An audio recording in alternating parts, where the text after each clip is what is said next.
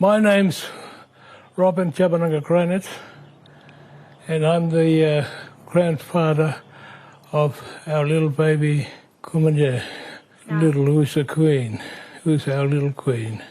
And we ask that everyone, Yapa and Karia, are together in respecting this time of sorry business and mourning. On April 25, Kumanjayi Little Baby was reported missing from her bed at the Old Timers Town Camp, just south of Alice Springs. 5 days later, after a community-unifying effort, her body was found. She was 5 years old. Soon after, community members found the man accused of killing her. They called police, and now a 47-year-old man has been charged with murder and other charges we can't mention for legal reasons. For the past week, as her family and community have mourned, Alice Springs in Mparntwe has once again been placed under the intensity of the national gaze. Its grief, anger and calls for justice broadcast across the country. We must now let the justice system do its work. I also ask all our politicians, leaders to be respectful of this sorry time. We too need to work together on this, on many issues facing our people and communities here in Central Australia. But our little babies' passing must not become a politician issue or an argument. I'm Daniel James, and you're listening to 7am. Today, the Chief Executive of SNAICC, the national peak body advocating for Aboriginal and Torres Strait Islander children and young people, Liddle, on Kumanjayi Little Baby, the grief in Mparntwe, and the questions that need to be asked without turning her death into another political fight. It's Tuesday, May 5.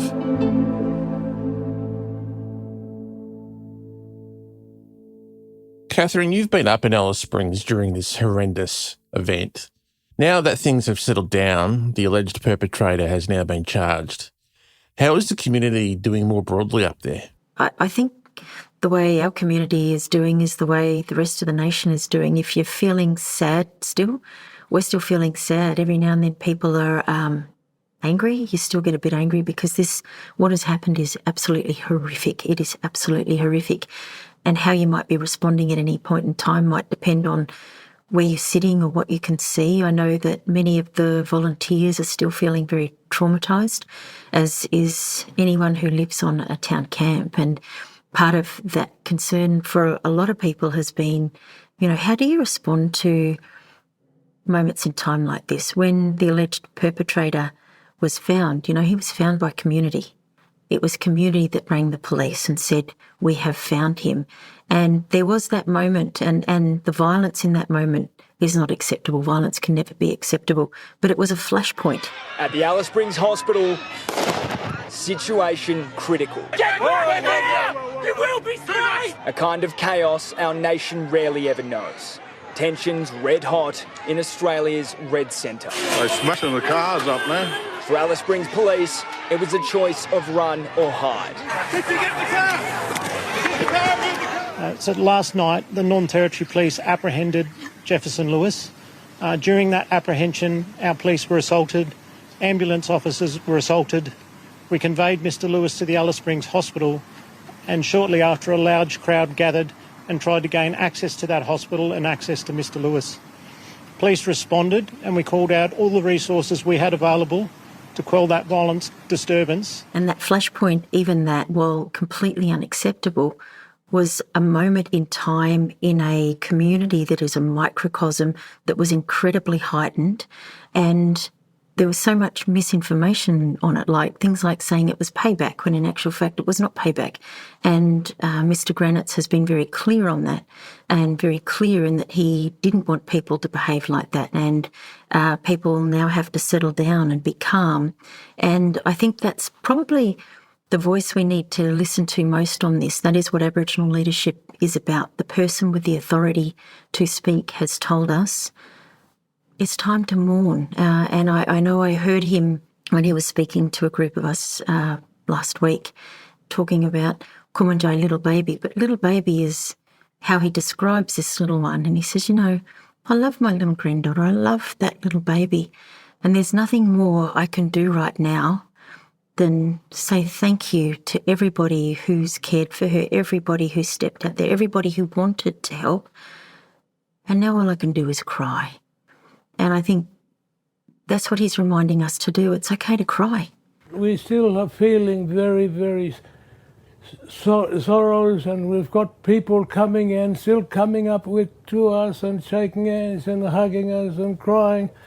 We like that for the people because it makes us think that we are all together in one. What did you notice about the way the police and community work together? Is there a chance that through this horrible, horrible circumstance that there could be an opportunity for a better relationship between police and the Aboriginal community up there? Look, I think we've heard that very strongly, that the incredible unity that was shown, and those of us that have lived in Alice Springs all our lives know this. We know that that is the story of Alice Springs. That is our home, and we have lived there forever. People like my family, traditional owners, we've lived there for generations upon generations, and it has always been famous for coming together. And I think a lot of what the locals are saying is, wouldn't this be nice if this is what we return to? The personality that we have always been famous for, a personality that is often overridden by flashpoints in time and stories that are not told by us. Even the story of Kumanjayi Little Baby, how many of the stories that listeners might be listening to were actually told by the spokesman himself, Mr. Granite? One of the things that we've been thinking about nationally is that you only hear about Alice Springs in Mparntwe when something terrible happens.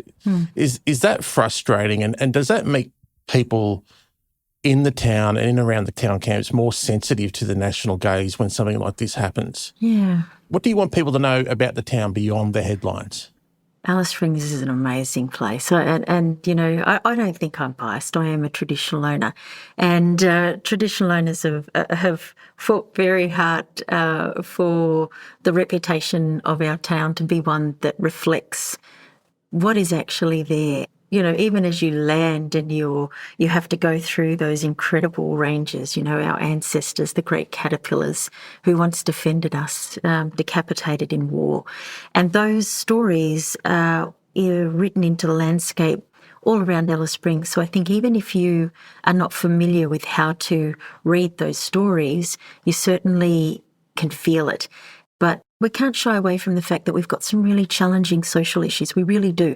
Where you have high levels of poverty and people that are disenfranchised, you are going to have some really challenging social issues. But it is part of the fabric, and when those things and the flashpoints in time are told by others, then what happens is people don't want to come. They don't want to visit. For example, the riots in Alice Springs, is that actually what happened? Was it a riot, or were there a lot of people that were gathered and they were angry and they were agitated and they reacted at a moment of extraordinary emotion? And I'm pretty certain listeners have all felt some of that extraordinary emotion. Again, being very clear, I'm not making any excuses for that. But it was a flashpoint in this whole conversation, and how much of the story has been on that moment in time, as opposed to thinking about what we should be thinking about, and that is a little girl has lost her life in the most horrific circumstances, and right now her family is calling for peace and calm and to grieve. Still to come, questions around why and how the alleged killer was released from jail. Catherine, the family has asked politicians not to turn Kumanjayi Little Baby's death into a political issue. How do we respect that while not trampling on people's griefs, while still asking serious questions about how this happened and what has to change? Look, there are some really tough questions that have to be asked. There's absolutely no doubt about it. And what they're saying is put the attention where it needs to be.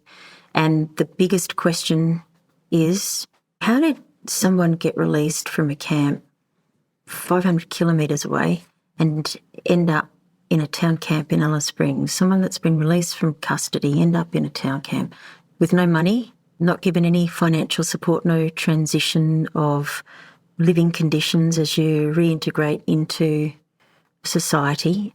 What we know about things like prisons is the more contact you have with them, the more likely you are to be caught up in a cycle.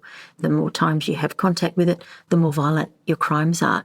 But while we're concentrating on these, tough on crime laws, what we're doing is putting people into those conditions that the fact is worsen the type of offending that we're going to see. So they're some of the questions that are going to have to be asked as to how this happened, because what happened to this little baby girl was not a failing of her parents. She was loved.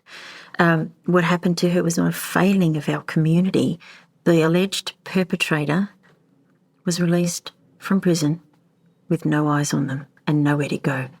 After a case like this, governments often reach for tougher policing, more surveillance, more restrictions, and then in some instances more child removals.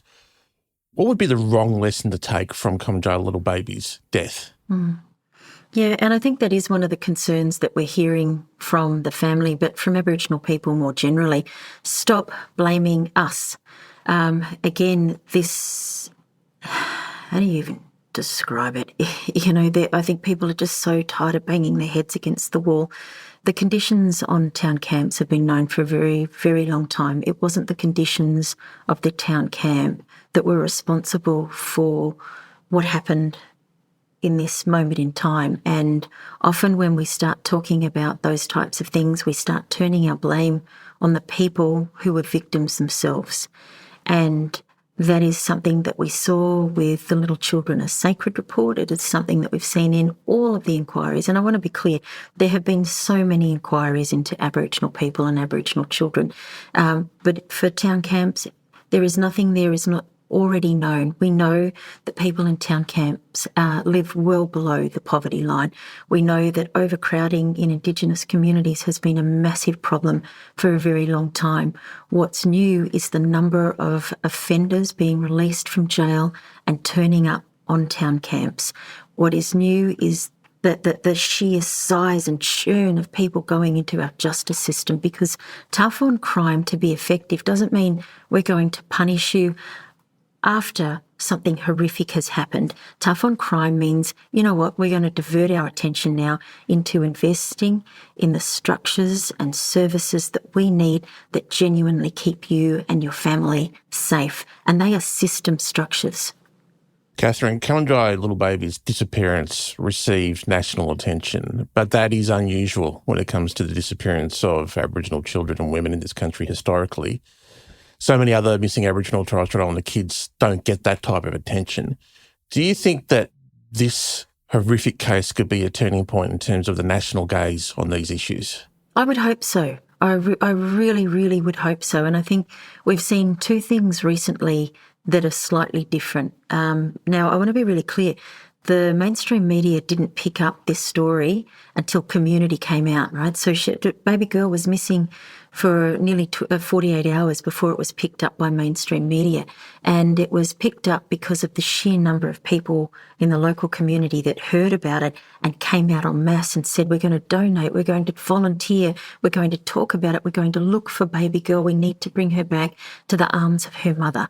There were hundreds of people that gave up their time to walk through grass up to your, on me, I'm pointing to my eyes if you can't see me, in quite hot conditions, when we've had big rain, which means there's snakes everywhere, and people were out there. They put on their jeans and they put on their boots and they said, what matters is finding Kumanjayi Little Baby.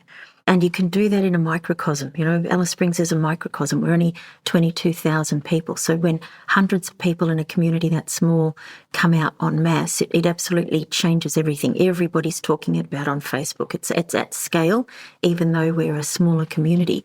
The other time we've seen it in recent moments has been the alleged bombing attack in Borlu.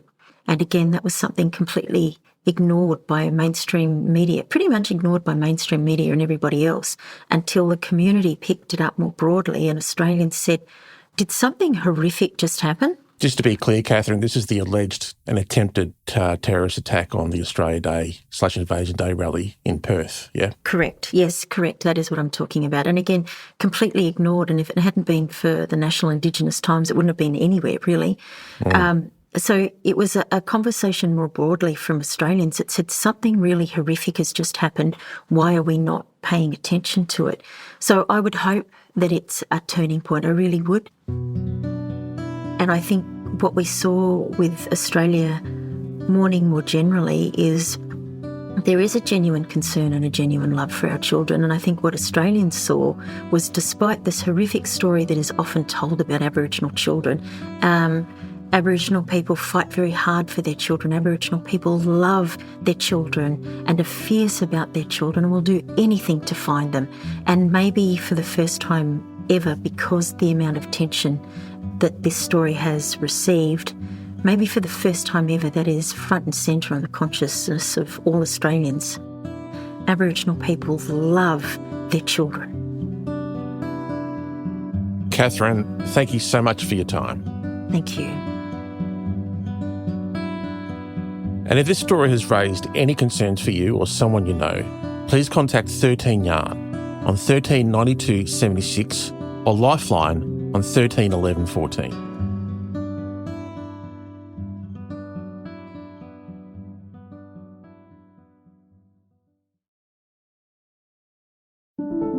Also in the news, research company Roy Morgan has urged the Reserve Bank not to raise interest rates when it meets today, saying it would be an historic mistake.